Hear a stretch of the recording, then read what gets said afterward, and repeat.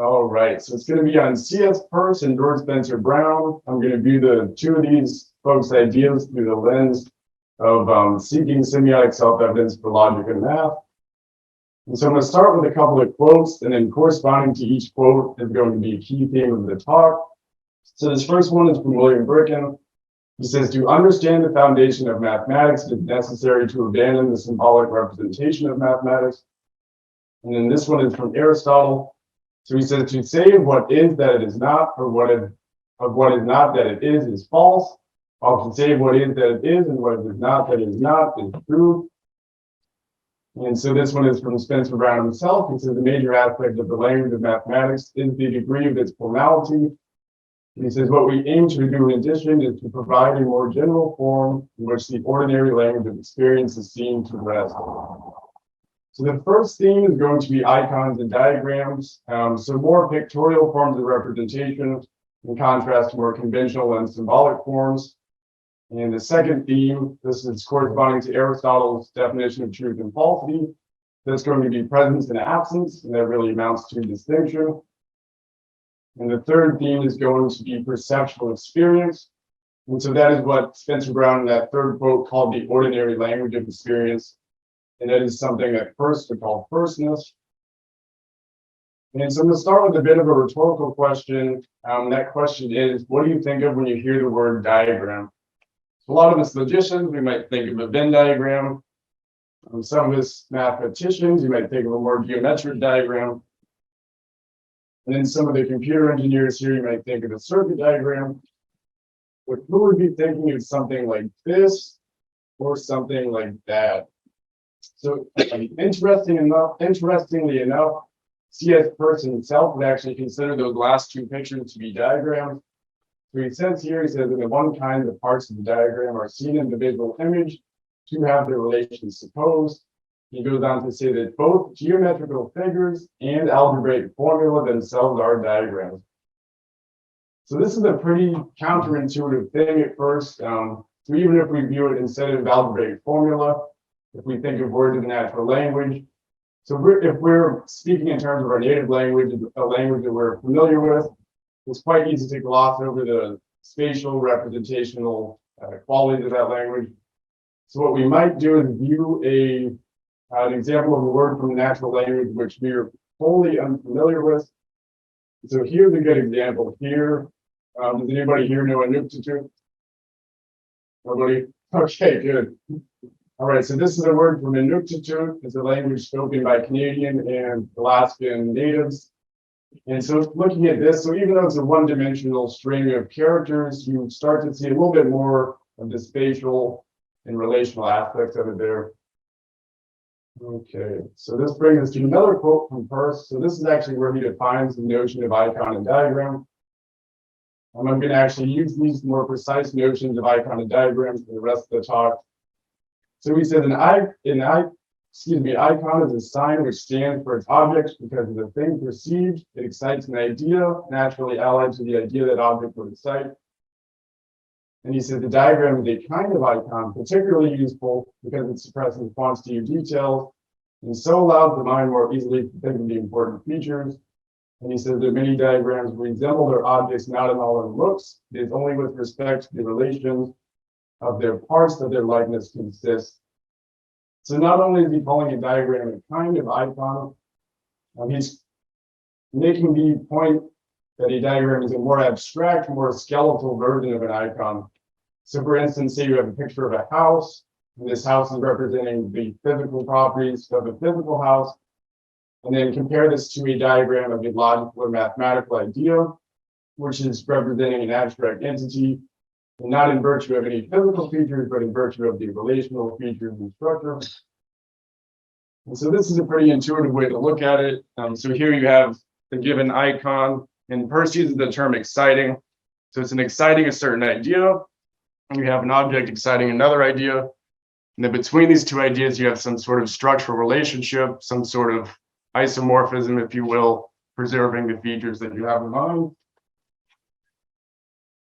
So here I'm going to talk a little bit about Peirce's existential graph for propositional logic. He does have existential graph for both predicate and modal logic, but we're not going to have time to go into that. So he has two primitives for his propositional graphs. He has the primitive of a cut, so it's really just a circle around any grouping of propositional variables. And he also has spatial adjacency. So here A is next to B, B is next to C, and that represents conjunction. Or excuse me, the cut represents negation. So here you have a cut around A, B, and C, and then a cut around C. And this represents in that case that A and B and not C. And here again, so you have a cut around B, cut around A, and then you have a separation representing conjunction, and a cut around C. So this is A and not B and not C. All right, so before I go into Spencer Brown's representation of logic, I do want to mention a couple of things about my approach. So Spencer Brown, as you guys know, is very focused on building a transformational system, a deductive system. He's very concerned about the functionality. He was also obviously concerned about the semiotics and the representation, but he was almost more so focused on the functionality of the system. So in this talk, I'm going to focus solely on the representational aspects. I'm not going to go into any deductive or algebraic transformative points. So here he represents negation as prof A, who represents disjunction as the sort of product A and B, and he represents conjunction as prof A, prof B, cross over both, and then the implication is prof A and uncross or unmarked B. And so we might see the similarities between Peirce and Spencer Brown's project if you turn the cross into a box or a cut. So this is Spencer Brown's with a box instead of a cross. And so for both Spencer Brown and Peirce, that top one there, that represents negation. That is where the similarities do end. So the next one, although that is disjunction for Spencer Brown, that is actually conjunction for Peirce. And third one, although that is conjunction for Spencer Brown, is disjunction for Peirce. And that final one, it is implication for Spencer Brown, but for Peirce, that is not A and B. And so all this talk about diagrams, representation, icons, but what about self-evidence? So a lot of times we have this sort of intuitive feeling about self-evidence that it's cannot be analyzed, we cannot probe any deeper than it. It's almost a self-referential sort of thing where if you ask the definition of self-evidence, people will tell you it's self-evident. So where from here? So I actually am going to contend that there are different breeds, different varieties of self-evidence. We can go ahead and broach that through a little thought experiment. Let's see if I can build that. All right, so suppose that we printed this out, we handed it to an intro to logic freshman student, and so assume that they hadn't heard of either Spencer Brown or Charles Peirce. And the question is, would they be able to, given only that diagram that I showed, would they,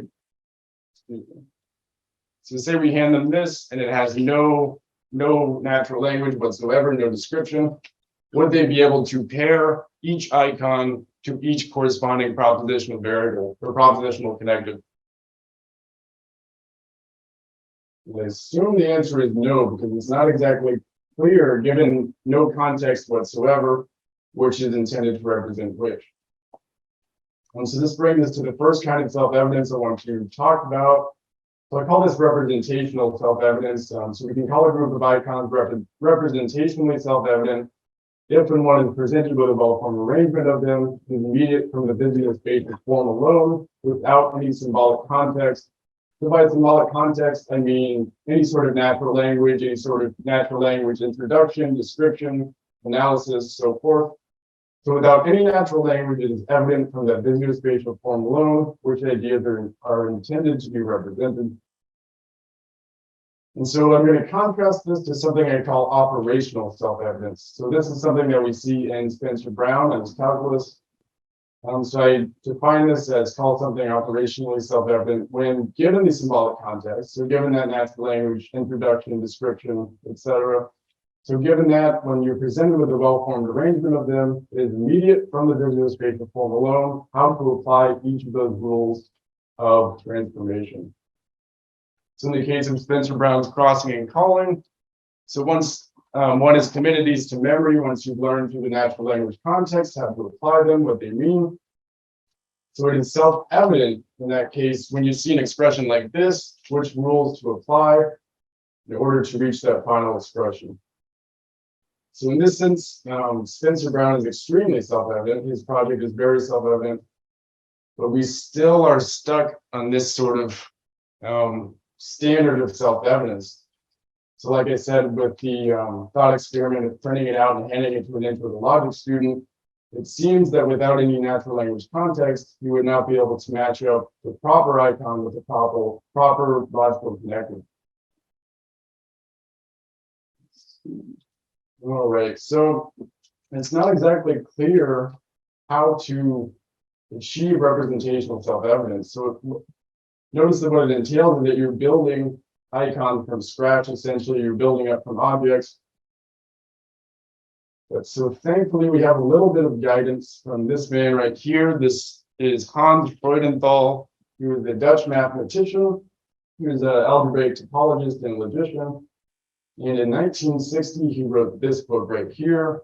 So this is Lenkos, Design for Language of Cosmic Intercourse. And so this is pretty much Principia Mathematica for alien beings, quite literally. So it was designed, so Freudenthal's basic question was, given any conceivable extraterrestrial intelligence, given that they're not going to know any human natural language, how the heck do we communicate with them our knowledge of logic, mathematics, society, etc.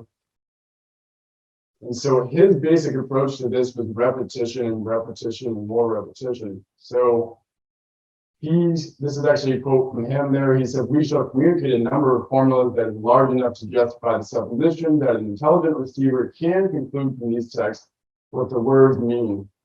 So he also mentioned that this is how all of us learn as children. He says children learn arithmetic by a finite number of instances in a set of rather informal rules. They succeed in generalizing these instances in a unique way. So this, Freudenthal instances of communication, he called them program text.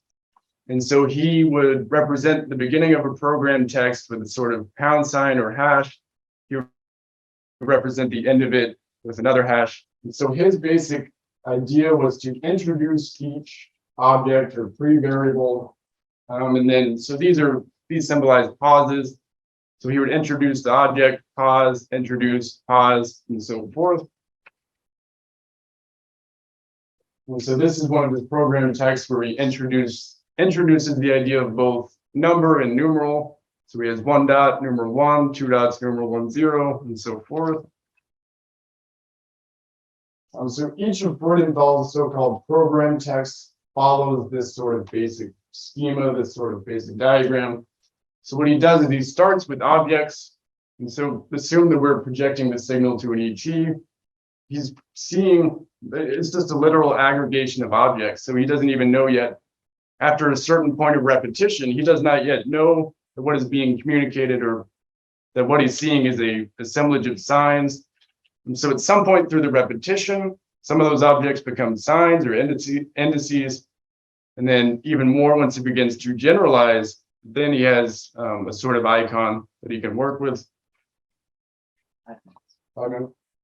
Okay, so what Freudenthal's approach amounts to a different sort of self-evidence.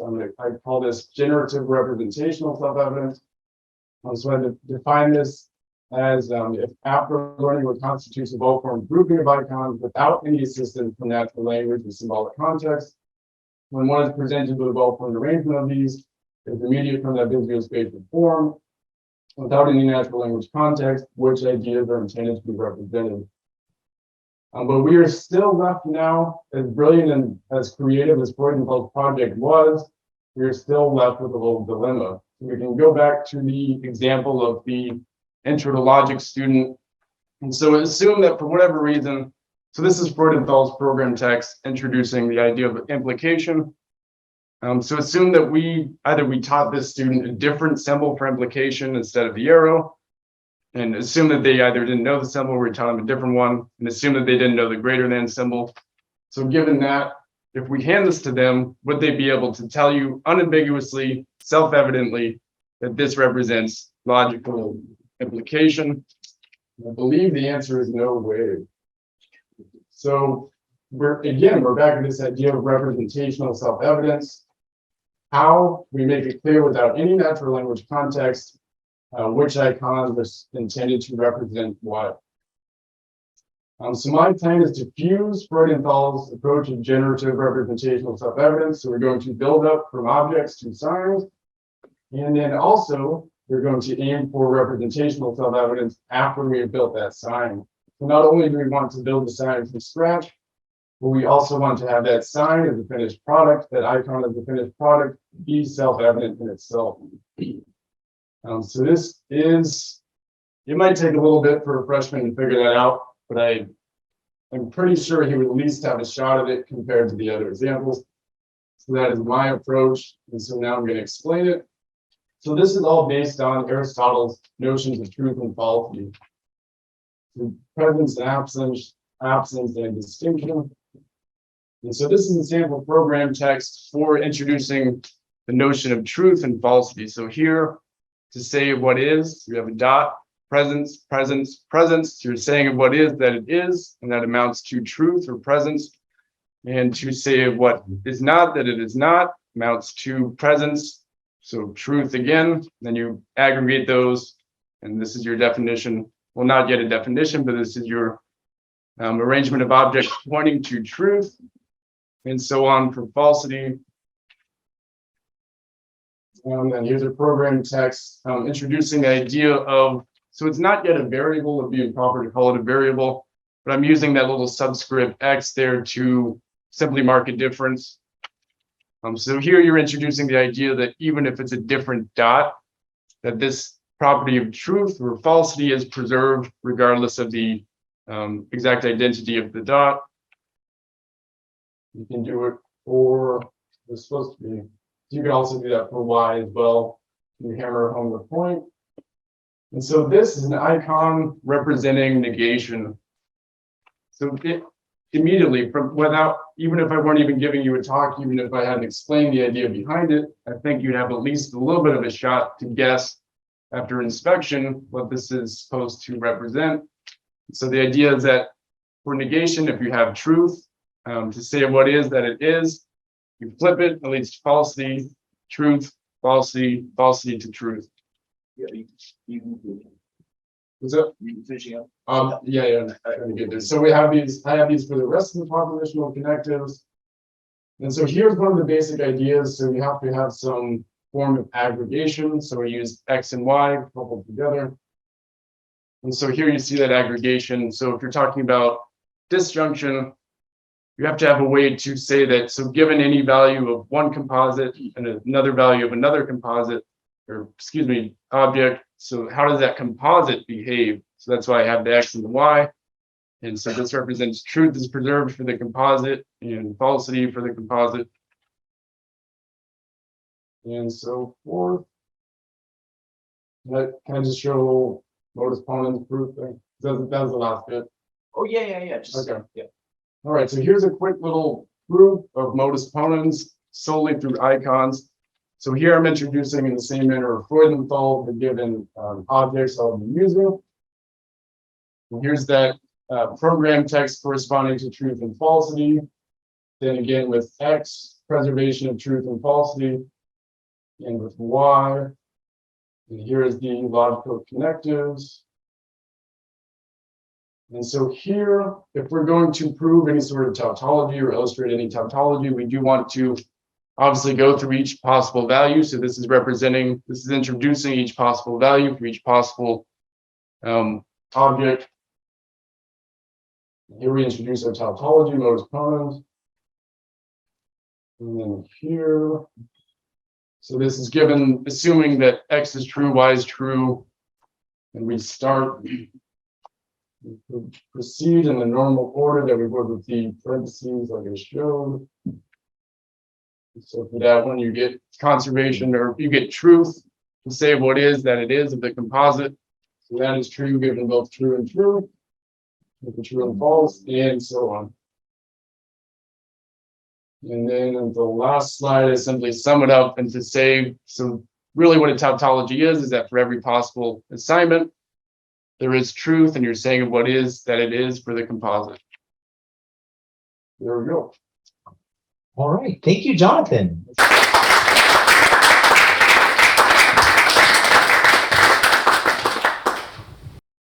All right. There's a few moments for questions here. All right. And I can come up with some myself, but is there one on there? So so iconicity, is very exciting. Not only, especially, for Spencer Brown, right? And for the Spencer Brown Peirce connections, I think it's a very strong theme. But for the fact of our being here and the like, I don't know, existential logic, the logic of not only is it diagrammatic and iconic and graphical, but like physical logic, right? Anyway, I just think it's really cool to meditate on that. And I do agree the aliens and the angels and the gods, whatever language they speak, and this is an ancient tradition, right? Whatever language the gods speak is close to mathematics, right? Mathesis universalis, etc. Exactly. So it's cool to try to do it in symbolic form or iconico, symbolico, whatever form it takes. Here's another question. Yes. Understanding that if you want to communicate with aliens, start off by repeating something and then stopping, and thereby establish one repetition, two stopping as a difference. Right. So yeah, this is the general semiotic method that anybody learns anything. And is that Mr. Linkos's? This is Freudenthal's idea that you really just need to brute force hammer it home because that's a very beautiful thing. And I've never heard of it. I just looked up the book. Is not in the library. Really? It's incredible. I only heard of it about a year ago or less, and it was just really amazed. Incredible thing. Serious attempt to imagine communication to an utterly alien being. It's a very profound question. Right, yeah. Wow. Maybe we do it all the time. We don't realize.